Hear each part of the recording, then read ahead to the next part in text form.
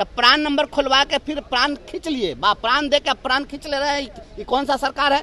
और एक तो सितंबर में बहाल किए तो 6 महीना से पैसा नहीं दे रहे थे, बिना वेतन के इनसे काम ले रहे थे। शिक्षा विभाग का अधिकारी से भांग खा के बनाता है नियमावली, अब भांग खा के आदेश पारित करता है। सरकार जब दिया वेतनमान तो फिर ये लोग कौन होते हैं उसमें कटौती करने वाले? शिक्षा मंत्री जी ने कहा कि देर आए हैं लेकिन दुरुस्त आए हैं, हम आपको राज्यकर्मी बना रहे हैं और राज्यकर्मियों के लिए जो सुविधाएं वो सुविधाएं आपको मिलेंगी। तो अब उनको फिर 16,000 और 15,000 रुपए फिक्स सैलरी देने के लिए आदेश जारी कर दिया गया। लोग फिर हाई कोर्ट जाए, सुप्रीम कोर्ट जाए, high court kabaddi, supreme court high court kabaddi कर रहे हैं ये लोग। प्राण देकर प्राण हर लिए हैं, नियमावली संविधान से चलती है और वेतनमान अपने हिसाब से देते हैं। ये आरोप लगाया है एमएलसी बंसीधर बृजवासी ने शिक्षा विभाग पर। नमस्कार, मगी न्यूज़ देख रहे हैं आप, मैं संजना आपके साथ। देखिए, शिक्षा विभाग में हो रही गड़बड़ी को लेकर लगातार विपक्ष सरकार से सवाल उठा रहा है। ऐसे में बंसीधर बृजवासी ने एक बड़ा आरोप लगाया है। उन्होंने कहा है कि नियमावली संविधान के अनुसार चलती है और वेतनमान जो सरकार ने तय किया है वो सरकार के कहने पर वो वेतन नहीं दिया जा रहा है। क्या कुछ कह रहे हैं एमएलसी बंसीधर बृजवासी, आप पहले उनका पूरा बयान सुनिए। एवं शिक्षकेतर कर्मियों के आश्रितों को अनुकंपा के आधार पर सितंबर महीने में नियुक्ति पत्र दी गई, नियुक्ति पत्र दिया गया। और नियुक्ति पत्र जब इन्होंने दिया तो उसके पहले इन्होंने नियमावली बनाई इनके बहाली के लिए और कहा कि हम संविधान के अनुच्छेद 309 के परंतु के तहत यह नियमावली बना रहे हैं जिसके अंतर्गत आपकी सेवा होगी। आप जानते हैं कि संविधान के अनुच्छेद 309 के परंतु के तहत जो नियमावली बनती है वह राज्य सरकार के कर्मचारियों के लिए और केंद्र सरकार के कर्मचारियों के लिए।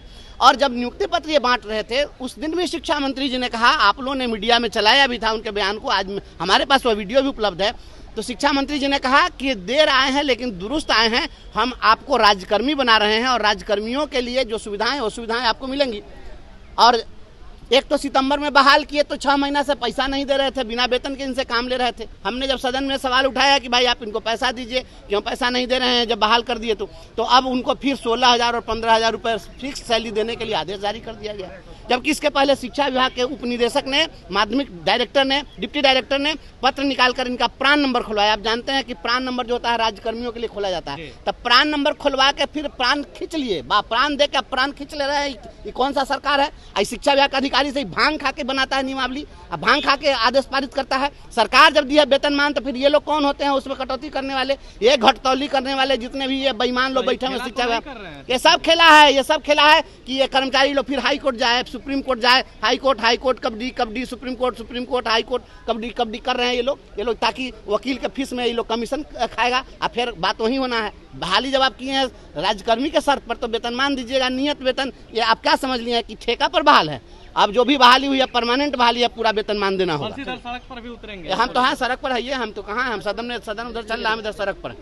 309 के परंतु के अधीन प्रदत्त शक्तियों का प्रयोग करते हुए राज्यपाल के द्वारा बनाई गई नियमावली है। ये बिहार सरकार के शिक्षा विभाग के जो हुक्मरान है वो बताएंगे कि संविधान के अनुच्छेद 309 में क्या लिखा हुआ है, उस अनुच्छेद के तहत कौन सी नियमावली बनाई जाती है। और यह जब नियमावली बनी और आपके ये शिक्षा विभाग के डिप्टी डायरेक्टर ने पत्र जारी किया कि सभी का प्राण नंबर खोला जाए, तो एक बार प्राण भर के उसके अंदर मारने का मंत्र, कभी मन है तो जिला दीजिए, जब मन हो तो मार दीजिए। ये प्राण भर के निष्प्राण करने वाले ये पदाधिकारी कौन है, इसका जवाब देना चाहिए बिहार सरकार को। और ये देखिए किस प्रकार से इन्होंने कल तमाशा कर दिया है। जब हम लोगों ने मांग की तो ये 16,500 रुपया पर ये जो है लिपिक को बहाल करेंगे और 15,200 रुपए पर ये परिचारी को बहाल करेंगे। ये जिन्होंने अपने माँ बाप को खोया, ये जो आईएएस है, इस आईएएस का बाल बच्चा जब ये आईएएस मर जाएगा सेवा काल में तो क्या उसके बाल बच्चे को आप इस प्रकार से 16,000 15,000 पर बहाल करेंगे?